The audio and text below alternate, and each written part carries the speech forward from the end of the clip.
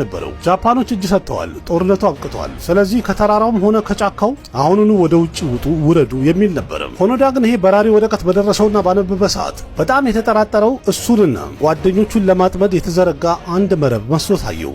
ምክንያቱም ቀደም ብሎ የተማረ የነበረው ጠላታቸው እጅግ በጣም ብልጥ እንደሆነ ተነግሮት ነበር።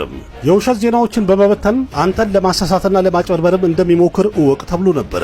ስለዚህ የሆኖዳ አይምሮ ላይ አንድ ነገር ነው የተወሰነው። ኮማንደሬ መጥቶ እስካልወሰደኝ ድረስ የኔ ጦርነት አይቋረጥም ይቀጥላል ብሎ ነበር የወሰነው። ከዛ በኋላ የጊዜ አስቸጋሪና ከባድ የሚባለው ፈተና አንድ ብሎ ጀመረ። ይህም ደግሞ ሰው የመታገስ አቅሙን እንኳን ከሚችለው በላይ የተፈታተነና መጠን አልፎ የሄደ ሆኖ ተገኝቷል ዛሬ ላይ። ከዚህ ክስተት በኋላ ለረጅም ዓመታት ሆኖዳና ጓደኞቹ ግብረ አበሮቹ ልክ እንደ መንፈስ እዚህ ደሴቱ ላይ ወይም ጫካ ውስጥ በየቦታው ሲዘዋወሩና ሲሽከረከሩ ቆዩ። አንገት ማስገቢያም እንኳን ጣራ ወይም ቤት የሚባል ነገር የላቸውም። የሚበሉት እንኳን ምግብ ደግሞ ምንም አይነት ራሽንም የላቸውም። በቃ ጫካ ውስጥ ብቻ አትክልት ሰብሰብ ብሎ ካገኙና ረጠብ ያለ አፈር ካገኙ የነሱ ቤታቸው ነው ያ ቦታ። በህይወት ለመኖርም እነሱ በሰል ያለ ሙዞችን፣ ኮኮናቶችንና አንዳንዴ ደግሞ እዛው አካባቢ ላይ የሚኖሩ የመንደርተኞቹ ማሳ ላይ ይገቡና ሩዝ በመስረቅ ህይወታቸውን ለመምራት ሞክረው ነበርም።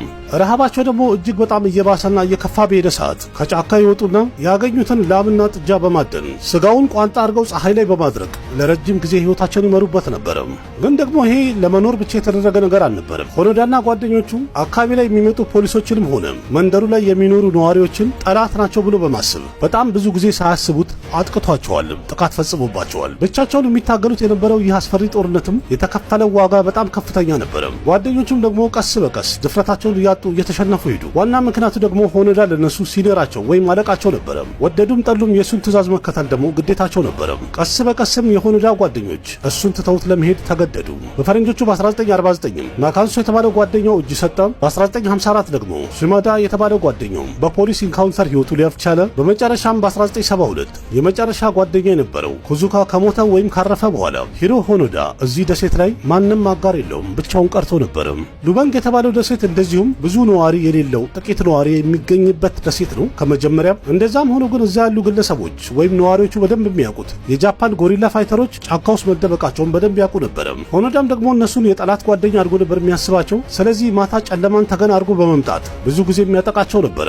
በ29 ዓመት ውስጥ ሆኖዳና ጓደኞቹ ከ30 የሚበልጡ አካባቢ ላይ ቢኖሩ ሰዎችን እንደገደሉ የተዘገበ ሲሆን ከ100 የበለጡትን ደግሞ አቁስለዋል። ደሴቱ ላይ የሚገኙ ፖሊሶች በጣም ብዙ ጊዜ እሱን ለመያዝ ተመላልሰዋል። ግን የሆኖዳ የጎሪላ ስልጠናው እጅግ በጣም ጠንካራና ስልጠናውን በደንብ የተከታተለ ወታደር ስለነበረ ሁል ጊዜ በድንገት እነሱ በመጡ ሰዓት ላይ ይሰለብባቸው ነበር። አንድ ቀንም አግኝተውት አያውቁም። የፊሊፒንስ መንግስትም በጣም ብዙ ጊዜ እሱን ለማሳመን ሞክረዋል። ጦርነቱ አብቅቷል እባክህ ናውጣ ሲሉት ነበር። ከሰማይ ላይ የተለያየ ጋዜጦችን በትነዋል። የሆኖዳ የቤተሰቡን ደብዳቤና ፎቶዎችንም አብረው በትነዋል። ከዛ አልፎ ተርፎ በላውድ ስፒከር የወንድሙን ድምፅ እንኳን እንዲሰማም አድርገውት ነበረ። ግን ሆኖዳ ይሄ ሁሉ ነገር ባየ ሰዓት ላይ የሚመስል የነበረው አሁንም ጠላት እሱን ለመያዝ የሆነ ፕላን እያደረገ ወጥመድ እየጣለ ነበር የሚመስለው። በዚህ ሰዓት ላይ በጣም ታዋቂ ሆኖ ነበረ። እንደዛም ሆኖ ግን ለማንም ሰው አይታይም ነበር፣ መንፈስ ሆኖ ነበረ። አንዳንዶቹ እንኳን ሞቷል ብለው ነበረ። አንዳንድ ሰዎች ደግሞ ከሞተ እንኳን ቆይቷል እና ደሴቱ ላይ የሚገኘው የሱ መንፈስ ነው ብለውም ተረት ታውርተዋል። ግን በጣም አስደናቂ የሚያደርገው የተለያዩ ወታደሮች ታጥቀው ገብተው የተለያየ ሰርች ኦፕሬሽን ቢያደርጉም ሳይሳካላቸው የተመለሱበት ይህ ኦፕሬሽን ግን አንድ የ24 ዓመት ጃፓናዊ ወጣት ኖሪዮ ሱዙኪ የተባለው ወጣት ይህንን ስራ አንድ ጥይት ሳይተኩስ መፈጸም ችሏል። ኖሪዮ ሱዙኪ ወታደር እንኳን አልነበረም። እንዲያውም እሱ ከድሮ አድቬንቸር ነገር በጣም የሚወድ ልጅ ነበረ። በህይወቱም 3 ዓላማ ነበረው።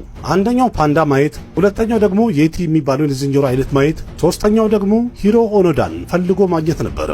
ሉበንግ ወደ ተባለው ደሴትም ኦኖዳን ፍለጋ ነበር የገባው። በጣም በአስገራሚ ሁኔታ በ4 ቀናት ውስጥ ብቻ ያለበትን ቦታ ፈልጎ ማግኘት ቻለ። ፌብሩዋሪ 20 1974 በፈረንጆቹ በዚህ ቀን ኖሪዮ ሱዙኪና ሂሮ ሆኖዳ ፊት ለፊት የተገናኙበት ቀን ነበር። መጀመሪያ እንኳን እንዳየው ሆኖዳ በጥይት ሊመታው ሞክሮ ነበር።